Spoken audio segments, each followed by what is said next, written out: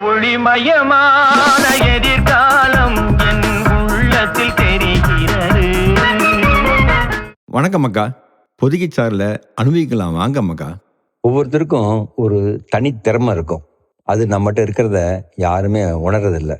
ஒரு சாதாரண நிகழ்ச்சி மூலம் தன் திறமையை உணர்ந்து தனது வாழ்க்கையை செதுக்கி முன்னேறிய பிச்சைக்காரரை பார்ப்போமா? ஒரு முறை பிச்சைக்காரன் ராமு ரயிலில் பிச்சை எடுத்துட்டு இருக்கும்போது பணக்கார மனுஷனை பார்க்குறான். இந்த மனிதர் பெரிய பணக்காரர் இருக்காரு, நான் அவர்கிட்ட பிச்சை கேட்டால் அவர் நிச்சயம் நிறைய பணம் தருவார் என்று நினச்சி அவர்கிட்ட பிச்சை கேட்டான். அந்த பிச்சைக்காரனை பார்த்து, நீங்கள் எப்பவும் புத்தவங்கள்ட்ட காசு வாங்குறீங்க, பதிலுக்கு அவங்களுக்கு எதாவது கொடுக்குறீங்களான்னு கேட்டார் பணக்காரர். ஐயா, நான் ஒரு பிச்சைக்காரன், நான் மக்கள்கிட்ட பணம் மட்டும்தான் கேட்க முடியும், நான் எப்படி யாருக்கும் எதையும் கொடுக்க முடியும் அப்படின்னார் ராமு. நீங்கள் யாருக்கும் எதையும் கொடுக்க முடியாத போது கேட்கறதுக்கு உங்களுக்கு எந்த உரிமையும் இல்லை. நான் ஒரு தொழிலதிபர் மற்றும் கொடுக்கல் வாங்கல நம்புறவன். என்கிட்ட உங்களுக்கு கொடுக்க பணம் இருக்கு, ஆனால் நீங்கள் பதிலுக்கு ஏதாவது எனக்கு கொடுக்கணுமே அப்படின்னாரு. அப்போ ரயில் அந்த பணக்காரர் இறங்க வேண்டிய ஸ்டேஷன் வந்ததால் அவர் இறங்கி போயிட்டார். ராமு அந்த பணக்காரர் சொன்னதை யோசிக்க ஆரம்பித்தான். அவருடைய வார்த்தைகள் அவன்கிட்ட ஒரு தாக்கத்தை ஏற்படுத்திச்சு. நான் யாருக்கும் எதையும் கொடுக்க முடியாததால பிச்சையில் எனக்கு அதிக பணம் கிடைக்கல என்று பிச்சைக்காரர் ராமு நினைச்சான். தீவிரமாக யோசிச்ச ராமு இனி பிச்சை எடுக்கும்போது ஏதாவது கிடைச்சா அதுக்கு பதிலுக்கு ஏதாவது ஒன்றை கண்டிப்பாக கொடுக்கணும்னு முடிவு செஞ்சான். ஆனால் பதிலுக்கு மற்றவர்களுக்கு அவனால் என்ன கொடுக்க முடியும்? நாள் முழுதும் இதை பற்றி யோசித்து பார்த்தா அவனுக்கு பதில் தெரியல. மறுநாள் ஸ்டேஷன் பக்கத்தில் உட்காந்துருந்தப்ப ஸ்டேஷனை சுற்றி செடிகளில் நிறைய ரோஜா பூக்கள் இருக்கிறது அவன் கண்ணில் பட்டுச்சு. பிச்சைக்கு பதிலாக இந்த பூக்களை மக்களுக்கு ஏன் கொடுக்கக்கூடாதுன்னு நினச்சான். உடனே ரோஜா பூக்களை பறிச்சுக்கிட்டு ரயிலில் பிச்சை எடுக்க போனான். யாராவது ராமுக்கு பிச்சை தந்தால் பதிலுக்கு அவன் பூக்கள் கொடுத்தான். மக்கள் அந்த ரோஜா மலர்களை விரும்பி வாங்கிக்கிட்டாங்க.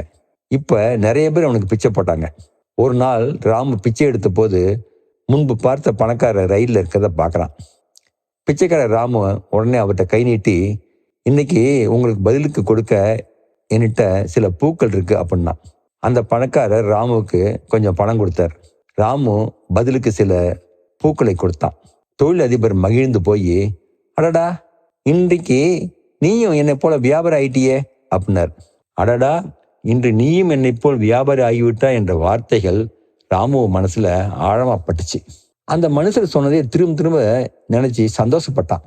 நானும் ஒரு வியாபாரி என்ற நினைப்பே நமக்கு இவ்வளவு மகிழ்ச்சியை தருதே, உண்மையிலேயே நான் வியாபாரி ஆனா எப்படி இருக்கும் அப்படின்னு யோசிச்சான்.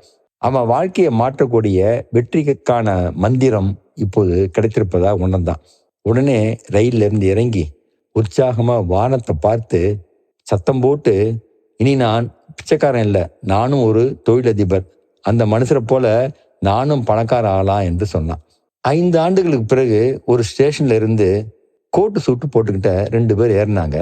இருவரும் ஒருவரை பார்த்து கொண்ட போது ஒருத்தர் இன்னொருத்தர கை கூப்பி வணங்கி, என்னை அடையாளம் தெரியுதா அப்படின்னாரு. இல்லையே, ஒருவேளை நாம இப்பதான் முதல் முறையே சந்திக்கிறோமோ அப்படின்னு சொன்னார் 2வது ஆளு. 1வது ஆளு, சார் நினைச்சு பாருங்க, நாம முதல் தடவை இல்லை 3வது தடவை சந்திக்கிறோம் அப்படின்னாரு. உடனே 2வது ஆளு, சரியா எனக்கு நினைவில்லை அப்படின்னாரு. முதல் ஆள் சிரிச்சுக்கிட்டே, இதற்கு முன்பு ரயிலில் 2 முறை பார்த்துருக்கேன் சார். முதல்ல உங்களை பார்த்தப்ப பிச்சைக்காரனா இருந்தேன்னா இன்று மிகப்பெரிய பூ வியாபாரி, பூ வியாபாரம் தொடர்பாக வேற ஊருக்கு போயிட்டு இருக்கேன் அப்படின்னாரு. முதல் சந்திப்புல நாம ஒன்று கொடுத்தா தான் நமக்கு ஒன்று கிடைக்கும்னு ஒரு இயற்கை விதியை சொன்னீங்க. நானும் எனக்கு பிச்சை போட்டவங்களுக்கு பூக்களை கொடுக்க ஆரம்பிச்சேன். இருந்தாலும் நான் எப்பவும் என்னை ஒரு பிச்சைக்காரனாவே நினைச்சுக்கிட்டு இருந்தேன். அதற்கு மேல உயர நினைச்சதில்லை. நான் உங்களை 2வது முறை பார்த்தப்ப நான் ஒரு தொழில் அதிபராக மாறிட்டேன் அப்படின்னு சொன்னீங்க. அன்று முதல் எனது பார்வை மாறி இப்ப நான் ஒரு தொழில் அதிபராகவே மாறிட்டேன் என்றார் அது புது பணக்காரர் ராமு. கடவுள் ஒவ்வொருத்தருக்கும் ஒரு திறமையை தந்திருக்கிறாரு. நாம அதை உணராமல் நம்மிடம் உள்ள திறமையை அறியாமல் வாழ்கிறோம். அவநம்பிக்கை, தோல்வி மனப்பான்மை, பயம், சோம்பல், புலம்பல்களை அகற்றி பார்த்தா நமது திறமை வெளிப்படும். திறமை இருக்கு என்று உணர்ந்தாலே தன்னம்பிக்கையும் ஊக்கமும் வரும். தன்னம்பிக்கையும் ஊக்கம் வந்தா முயற்சி தானா வரும். முடிவில் வெற்றி நம்ம கையில கிடைக்கும். இந்த பொதிகை சாரல் எப்படி இருந்துன்னு கமெண்ட்ல பதிவு பண்ணுங்க மக்கா. ஒளிமயமான எதிர்காலம் காண மீண்டும் அடுத்த பொதிகை சாரல் சந்திப்போமா?